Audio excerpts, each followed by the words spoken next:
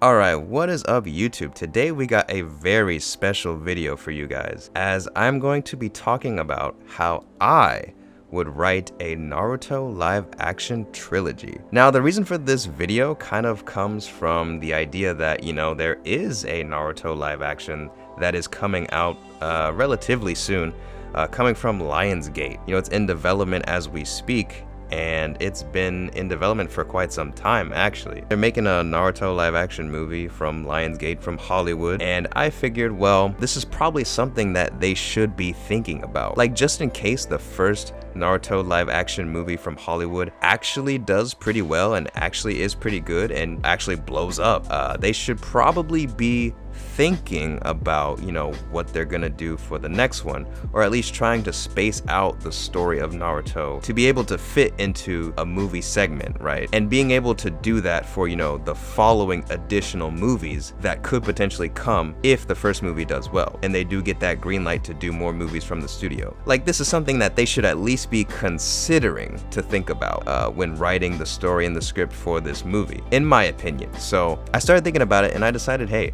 might as well do a video of how I would write a Naruto live action trilogy. Maybe, some people at Lionsgate might be looking for answers, looking for guidance, what I'm saying? They see this video, maybe they hire me, hire your boy, what I'm saying? But anyways, yeah, so that's kind of the reason why I decided to do this video. So yeah, I think it'll be really fun and really cool. And I'm definitely excited to read your comments and know what you guys think about my idea and how I would write a Naruto live action trilogy. So without further ado, let's get into it. Alright, so yeah, let's face it, the story of Naruto is super long. It is very long. Naruto is a manga, anime, show, goes on for a long time. So obviously, we can't cram the entire story of Naruto into one movie. Let's be real, guys. Think about this logistically here. But keeping that in mind, I do think that there is definitely a good start to end point for the first Naruto movie. That being the beginning of Naruto up until the Haku and Zabuza arc. I think from the beginning of Naruto right up until the Zabuza and Haku arc would be a perfect start to end point for the main story, main script of the first Naruto movie. I think it's such a good beginning first arc and first epic moment for Naruto, because I think for me personally, the Haku and Zabuza arc was the first arc that really just sold me on Naruto. I remember when I first saw Naruto and seeing it on Cartoon Network and it premiering, I was already hooked from episode 1 because I had never seen anything like it on Cartoon Network. I was just used to just cartoons, so it was so cool just seeing that. I was hooked from day one. But when the Haku Zabuza arc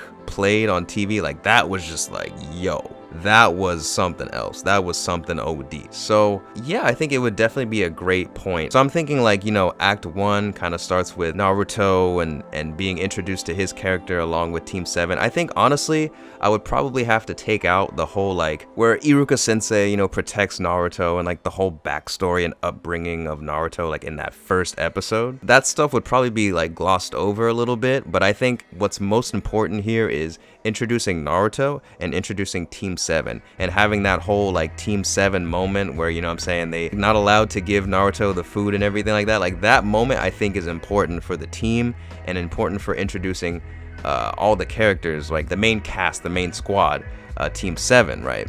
But I think introducing Naruto can kind of just blend in with introducing the main team. It's a live action film. We don't have that much time, we got a few hours give or take, right? So we definitely have to cut some stuff, and I think it could kind of work as cutting things and be interesting and still be true to the characters if you have Naruto's introduction just kind of blend in with the whole Team 7 introduction and have still a little bit of focus on Naruto because he's so used to not having friends and being rebellious. Can kind of, I guess, be a new take on him having to adjust to having friends and being in this team, this squad, being in Team 7, and that could work as still introducing the main cast, the main team, but still giving a little bit more focus to Naruto because obviously the series is about him, right? But we just can't take that much time to focus on, the first episode and his whole backstory and everything because it's a movie, so we got to keep things moving. But yeah, so I think that would be the perfect Act 1,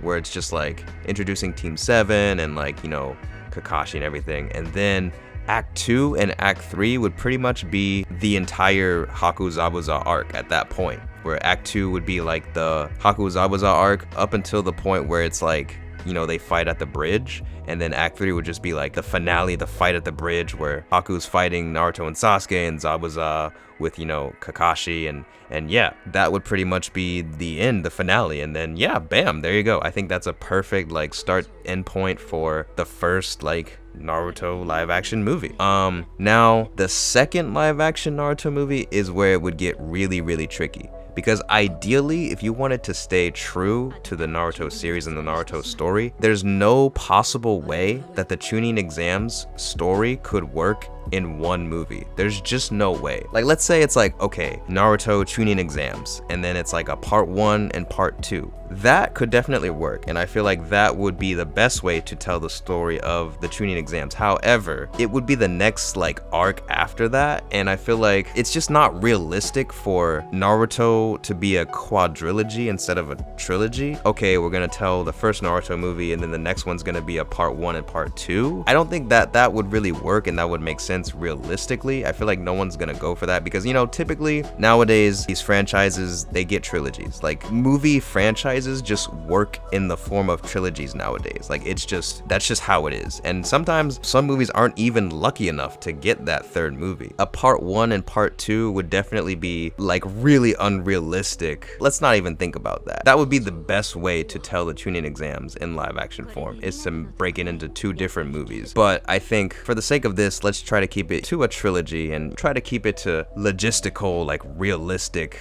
terms. So if we're gonna tell the Chunin exams arc in one live action movie, there's definitely gonna have to be a lot of things cut out. I think the best way to do it would be, you would have to start the story with the tournament and starting in the preliminary rounds. Because don't get me wrong, I freaking love the part where they're like taking the test, like the handwritten test. Like, dude, that's like one of the hypest moments to me in Naruto. Like, I love that, where they're just where like Sasuke's using the Sharingan to like cheat and stuff. Like, dude, I love that part. I love that part so much. But sadly, I feel like in this adaptation, it would just have to be cut. And the Forest of Death would pretty much have to be cut as well, because even though I think that was a really cool, intense moment and part of the journey, I still feel like it just wouldn't really work in this sense, right? Like, because we're looking at it from a movie, you know, start to finish, like what works, you know, and also in the grand scheme of the trilogy, right? So I feel like when it comes to the grand scheme, we introduce Naruto in the first movie, the team, and then at the end of that movie, at the end of the Hakuzabuza arc, we have Naruto unleashing a little bit of his nine-tailed power and saving Sasuke, right? So in the end of that movie, we have a moment where Naruto has saved Sasuke. Now, what that would do is lead up for this movie to where Sasuke and Naruto start to build this rivalry. Now Sasuke doesn't want to be saved again. And even though, you know, there was that moment in the Forest of Death, you know, again, I would probably just take out the whole Forest of Death part and make it focused on like, okay, Sasuke is trying to get stronger, trying to better himself in the beginning, right? He doesn't want to be outdone by Naruto ever again. And this is where he starts to acknowledge Naruto and be like, hey, maybe you're not so weak after all, and maybe, you know, one day we will fight, right? The preliminary Chunin exams is where they start to kind of be like, yeah, I want to fight you, after not really even being able to interact with each other that much because of the whole like Forest of Death and Curse Mark and everything like that. So that's where it kind of starts to build. So I think that would be a good point to kind of just be like, okay, this would start the movie, and focus more on the fact that like, yeah, their rivalry is starting to build, but make it so that like, okay, Sasuke remembers vividly about the end of the Zabuza Haku arc where, you know, Naruto saved him from that. So I think I would just pretty much try to make it like, okay, Act 1 would be the Chunin exams preliminary rounds, where, you know, Naruto and Sasuke are starting to build this rivalry and they really want to fight each other. But also Sasuke is starting to feel a little bit more on edge because now everyone is starting to show their stuff in the beginning, right? Where it's like, okay, just when he wants to fight Naruto, now Gaara comes out and shows his stuff and he's really strong. And then also like Neji. That was, I think, one of the coolest things about Naruto Part 1 for me, was the Chunin exams, and, you know, everyone's just like a threat. You know, even Kiba is like about to beat Naruto and is like got him on the ropes and stuff. I think that was just like the coolest thing. So that's definitely how I would like to start the second movie. and be like, yeah, they both want to fight each other, but like now everyone's kind of a threat, so it's like the competition. And I think what I would do is try to kind of make Gaara out to be like the main villain of the second movie. Like Gaara would probably have to be the main villain. Not necessarily like villain, but you know what I mean? Like he would have to be the main like conflict and everything. And that I think could work because, you know, in that Act 1, he could be seen as like the threat in the way that he sadistically breaks Rock Lee's, you know, arm and leg, and that could be like, oh, okay, you know, this guy, you know, he means business and everything like that. And then in Act 2, it would mostly be like a kind of like a downtime / training arc, getting inside the heads of Naruto and Sasuke more and how they want to get stronger. And then that Act 3 would just be like the finals of the Chunin exams, you know, Naruto versus Neji, Sasuke versus Gaara, and then that turns into Gaara, the Jinchuriki, and you know, just the final battle and everything like that. I think that would be like the best way to kind of end that arc and end that story for that second movie. So it would have to cut out a lot of, you know, things. And the biggest issue that would kind of suck is like, again, because a lot of the moments in the Forest of Death would be cut out, we wouldn't really get to see like Sasuke get the curse mark. But I think that that's something that is pretty crucial and would have to be mentioned or would have to be shown. So it would probably be shown like a little bit. But I do think like most of the Forest of Death would kind of just get in the way of like building a solid story. It would just be trying to tell too many things at the same time. So I do think just telling a solid story start to finish, focusing on just enough amount of characters to where it still feels coherent, I think this is the best way to kind of start it and finish it for the second movie, for the Chunin exams, if we're doing only one movie. Now, if it were split into 2 movies, I would definitely take that first movie, take the opportunity to, you know, do the whole Forest of Death arc and do the, you know, Sasuke and Naruto, Sasuke getting the curse mark, Naruto stopping the snake and everything. I would definitely do that if we had 2 movies. But again, we're gonna keep it to a solid trilogy for this video. And then, yeah, I think the way the second movie would work is that, yeah, you introduce a few more characters like Gaara and Rock Lee. Gaara is like the main villain, like overall, but you know, Neji kind of stands in the way of Naruto. But I feel like at the end of the day, it's really like Naruto and Sasuke become each other's like obstacles, become each other's like conflict. And I feel like what Gaara would basically act as is kind of the main villain of the story, but only in the sense of like Naruto and Sasuke want to be stronger than each other, but they want to like become the strongest. Like it's kind of like a chase or like a battle to prove who's the strongest, right? Like that's, you know, kind of the point of a rivalry, right? And when Gaara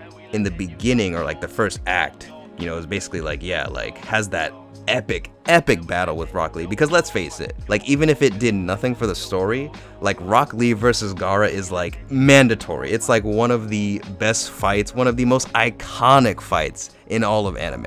I don't care what nobody says, so that has to be in the movie, right? But once they have that fight, you know, Naruto and Sasuke could kind of see that as like a, okay, this guy, like it's almost like a race to be stronger than this guy. It's like the story would be told without saying that, you know what I mean? And then when the actual Chunin exams, you know, happens and the fight does become like Naruto and Sasuke versus Gaara. And in the end, Naruto beats Gaara, but that was Sasuke's fight to begin with. In the grand scheme of things, it's Naruto and Sasuke use Gaara as basically a way to say like, tell each other who's stronger than who. When, you know, the final battle, the Act 3 comes about and they're fighting Gaara in the forest, it almost becomes a competition. Who can beat Gaara first is, you know, who's the strongest. And I think that, you know, kind of plays into the rivalry, which plays into the main story of Naruto Sasuke. And I think that's one of the things that, you know, really needs the focus, right? And really can tie everything together. There's a lot of things that would probably happen, but I think, yeah, focusing on Naruto versus Sasuke, using Gaara as a conflict to kind of an obstacle to beat and as a conflict to prove who's stronger and grow that rivalry would be the smartest move here. So in the end of the second movie, you have Naruto ultimately beating Gaara with the headbutt, and that's what would kind of end things there. And then at that point, you have Sasuke yet again being saved by Naruto. You know, no matter how hard he tried, how hard he worked to get stronger and be, you know, really cool, he was ultimately left with defeat, the same feeling he had after the first movie. And I think that is the perfect way to lead into the third movie of the trilogy, which would be completely just the Sasuke retrieval arc. And, you know, it makes sense, right? Because now we have the first movie introducing everyone and starting that rivalry, which is basically like what carries the story of the second movie. But, you know, in the end of both movies, we're left with Sasuke going through something. Like in the first one, he's being saved, so he doesn't want to feel that again. In the second one, he is saved even after trying to get stronger. So now, at the beginning of the third movie, which will be entirely just start to finish the Sasuke retrieval arc, I'm thinking for the first act, you would have, you know, Sasuke leave, right? Because now he's been saved twice. You know, he's tried his best to get stronger on his own, but he realized he can't. So he gives in to temptation, he gives in to evil, and actually does go after Orochimaru. The first act would kind of just be like, okay, getting everyone ready, like, yo, we gotta get Sasuke and the promise to Sakura, everything, yada yada yada. Then the second act would be, you know, the chase, you know, everyone that joins the squad, Shikamaru, Choji, and everyone, Neji, and them basically laying their lives on the line, dropping one by one to fight a member of the Sound Ninja. Like, oh, that was so cool watching it for the first time. Oh man, I love just talking about it, like makes me so nostalgic and so hype. But yeah, that would be like the second act, and then obviously the third act would just be Naruto and Sasuke fighting at the final valley. And yeah, I think that would be a perfect, like, start to end, perfect movie, like, arc, and it would just, I think it would work pretty well. Yeah, I think that would be like the best way to make a Naruto live action trilogy. Now, obviously, before I go, I do want to say like a few things. Let's say you go to the movies to see the Naruto live action movie, the third one, right, with the Sasuke retrieval arc that I just kind of mentioned how I would do. You watch the movie and you're like, you know, they didn't add like Choji getting his butterfly bomb or whatever. Like, you know, I feel like some things you gotta kind of look at it, right? You gotta take a step back and think, you know, okay, is this really that important to the main story in the first place? Like, you might think, oh, like, damn, like they didn't have butterfly bomb, you know, the movie sucks, you know, like some people really will say that, and that's kind of the issue. Because don't get me wrong, I love the Choji progression, you know, the butterfly, that was sick for me. I actually really liked that moment. But I'm not gonna lie, if I, like, as a fan, if I didn't see that in the theaters for the movie, like, I wouldn't really care, you know what I mean? Like, it doesn't really matter. In the grand scheme of things, when it comes to telling a coherent story, a cohesive story, Naruto and Sasuke and everything, I feel like the way I, you know, had it planned out, there's certain things like that, where it's like Choji's new move, if they didn't show that, like, it's not gonna be the end of the world, basically. And certain fans might just be like, oh my god, like they don't have this, they don't have that, but they don't really look at it as like a storytelling perspective in like the grand scheme of things, and like what really matters, what really needs focus in the story of these three movies, that some of those things don't really need to be in, right? I mentioned like the curse mark needs to be there, you know, Rock Lee, Gaara, like Neji, those characters need to be there because not only do they serve as conflicts and arcs and obstacles for the rivalry of Naruto and Sasuke, but, you know, they also kind of add to, like, okay, in the Sasuke retrieval arc where Neji comes back and he plays a key role, and like Gaara and Rock Lee both returning, like, you know, those are things that, like, yeah, you need those characters, right? But like third Hokage fighting Orochimaru, even though that was important and I love that moment, like that was hype as hell, like with when he summons the monkey and everything, like that was hype. But I do feel like that moment is not that important if, you know, we're gonna make a story that really revolves around Naruto and Sasuke. Like, that is, I think, the most important thing, is focusing on these two characters and their rivalry, the things that they're going through. Yeah, that whole third Hokage fight with Orochimaru, that might have to get cut out, or at least just not focused on as much, you know, just kind of shown as like, okay, that happened, you know, but that's, or just mentioned, you know what I mean? Because we really have to focus and split our time wisely, focusing on certain things that matter. And, you know, I could talk about what's really important when it comes to adapting different things, but I don't want to make this video too long. I've already talked a lot. I actually need to get some water. But anyways, what do you guys think? Let me know in the comments below. How would you write a Naruto live action trilogy? I have not seen Naruto in such a long time, so I might be missing something. But if I am, definitely feel free to let me know in the comments below. But yeah, I'm really curious to hear what you guys think of how I would write a Naruto trilogy, and what you guys think of the upcoming Naruto live action movie, and do you think it'll be something like how I would have written the first one, or do you think it'll be kind of its own story? But yeah, as I said before, let me know in the comments below. Leave a like on the video, subscribe if you haven't already, that helps me out a ton. And as always, thank you guys so much for watching, and I'll see y'all in the next video.